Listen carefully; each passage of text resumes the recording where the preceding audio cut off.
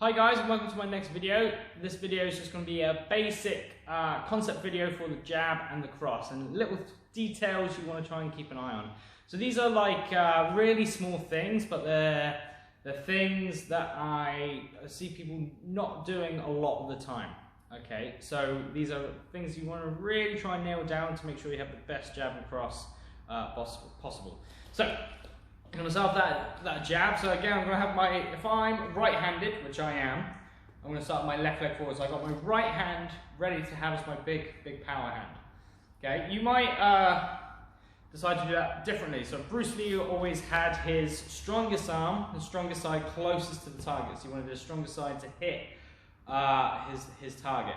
For more kind of traditional kind of boxing, most people generally have their strongest hand behind them, so they can get more torque in it when they throw that right hand.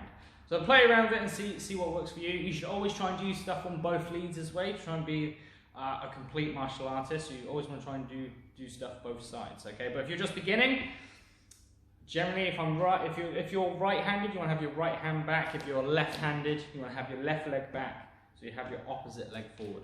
Okay, so I'm going to be in my guard position. So I want to make sure my chin is tucked. My legs are nice and bent, so you can see here that my feet are shoulder width apart. I don't want my feet on the same line. I don't want my feet to be too wide. I want my feet just outside, just shoulder width apart. And with my back foot, I'm on the ball of my foot. I want to try and be as side on as I can, so I don't want to keep my chest forward like this. I want to try and be as side on as I can, so it's like I'm hiding behind my shoulder. And then my hands are up nice and high. So a common thing that happens is people have their hands down, they're looking over their hands, especially when they start to get tired. So I want that feeling as if I'm looking through my hands. Okay, so you can do more kind of like a Mike Tyson kind of guard. Mike Tyson was always very famous for keeping his hands really close to his body so he can do lots of head movement. Or you can do more of a aggressive guard where my hands are slightly more open. Okay, so play around with it and see what works for you. So, got my hands up nice and high, I'm looking through my hands. That's the most important thing, is I'm looking through my hands. So as I jab with my front hand, I'm going to push off my back foot, I'm going to take a step with my front foot, my hand goes out in a nice straight line. Yeah?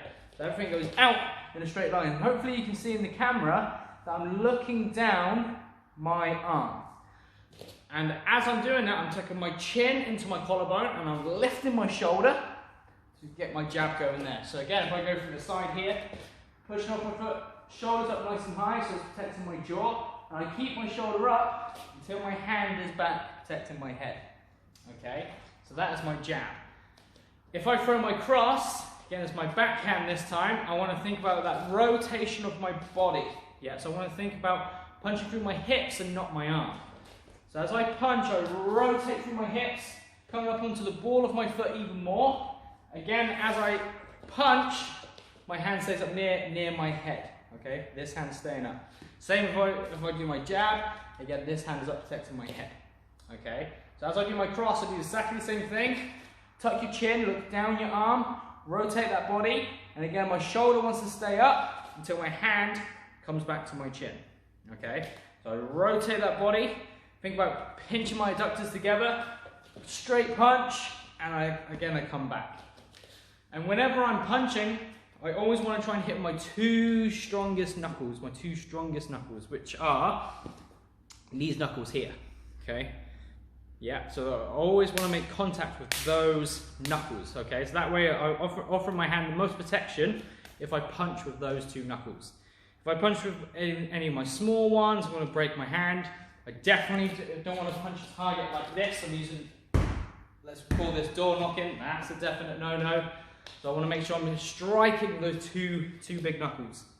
So I'd recommend, if you're starting out, just going nice and slow if you have a bag or anything. So I do my jab, and I'm making sure I'm hitting with those two big knuckles. So I'm rotating my hand, I'm tucking my shoulder, so I'm looking down my arm, I'm hitting my two big knuckles, and I come back. But I'm not hitting it hard, okay? So especially if you're not used to punching, you know, it can be quite hard on your hands. So this is really just for me to make sure I'm hitting with the correct part of my hand. So I'm rotating my body for my cross, I'm hitting with my two big knuckles. Okay? And then as you get more confident with it and you're hitting the correct part of your hand, then you can add a bit more power. Okay, or you can use your gloves. So again, I can move around a little bit using the footwork like I've done in my previous video. Move around.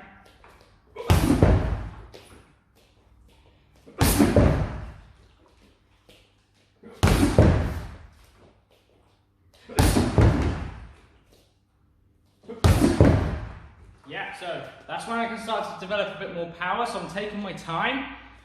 I'm focusing on all those techniques. I'm looking through my hands. I'm making sure I'm lifting my shoulder, looking down my arm when I'm punching, and my hands are returning back to my guard position. Okay guys, I hope you like that. Hope that makes sense. It's quite basic, but again, those are really important points that you need to try and get when you're starting out. Okay, so that is the jab and the cross.